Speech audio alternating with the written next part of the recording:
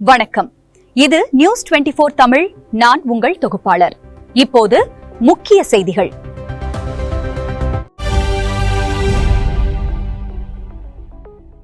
வாக்கு மையங்களில் QR குறியீடு அடிப்படையிலான புகைப்பட அடையாள அட்டை அறிமுகம் செய்யப்படுகிறது.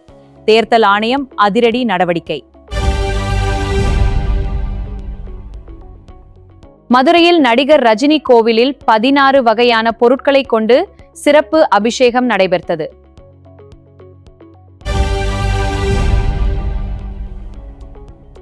வாக்கு எண்ணிக்கை முடிவுகளை தேர்தல் ஆணையத்தின் இணையதளத்தில் தெரிந்து கொள்ளலாம் என அறிவிப்பு வெளியிடப்பட்டுள்ளது.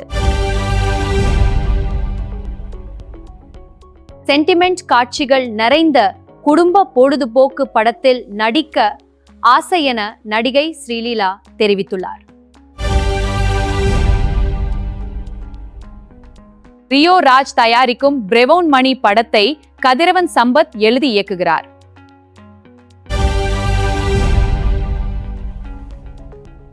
விஜய் ஆண்டனி 100 சாமி படத்தின் அம்மா அம்மாதான் பாடல் வெளியானது. நடிகர் அஜித் ரேஸ் வாழ்க்கை குறித்த ஆவணப்படத்தின் பர்ஸ்ட் லுக் வீடியோ வெளியானது.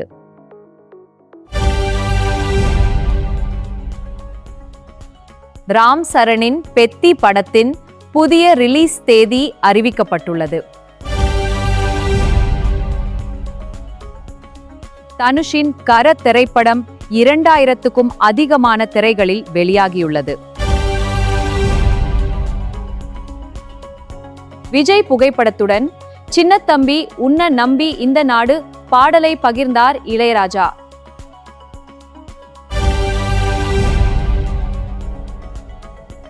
(2027) ஆண்டு கும்பமேளாவுக்கு உத்தராகண்ட் முதலமைச்சர் ரூபாய் 1252 கோடி நிதி ஒதுக்க ஒப்புதல் அளித்துள்ளார். மத்திய பிரதேசத்தில் படகு கவிழ்ந்து 4 பேர் உயிரிழந்தனர்.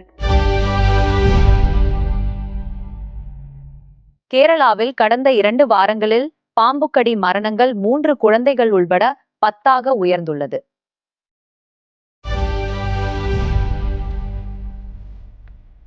பயணிகள் கூட்ட நெரிசலை தவிர்க்க திருச்சி பெங்களூரு இடையே சிறப்பு ரயில்கள் இயக்கப்படுகின்றன.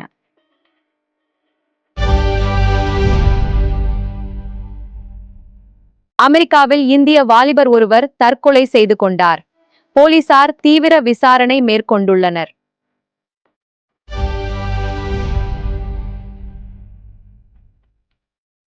AI தாக்கம் காரணமாக இன்போசிஸ் நிறுவனத்தில் ஆட்குறைப்பு ஏற்படுமா என தலைமை அதிகாரி விளக்கம் அளித்துள்ளார்.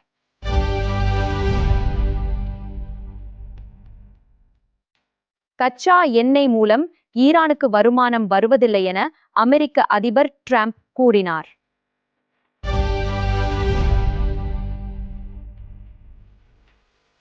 ஹார்முஸ் நீரிணையை மீண்டும் திறக்க புதிய திட்டம் ஒன்றை அதிபர் டிரம்ப் வெளியிட்டுள்ளார்.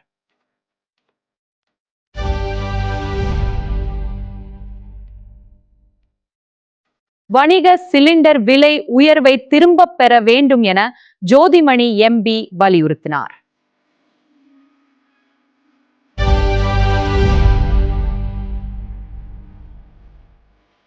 மியான்மரில் மீண்டும் உள்நாட்டு போர் தீவிரமடைந்துள்ளது.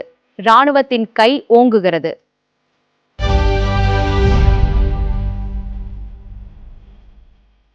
நீட் தேர்வை முன்னிட்டு நட்புடன் உங்களோடு திட்டம் மூலம் மாணவர்களுக்கு மனநல ஆலோசனை வழங்கப்படுகிறது.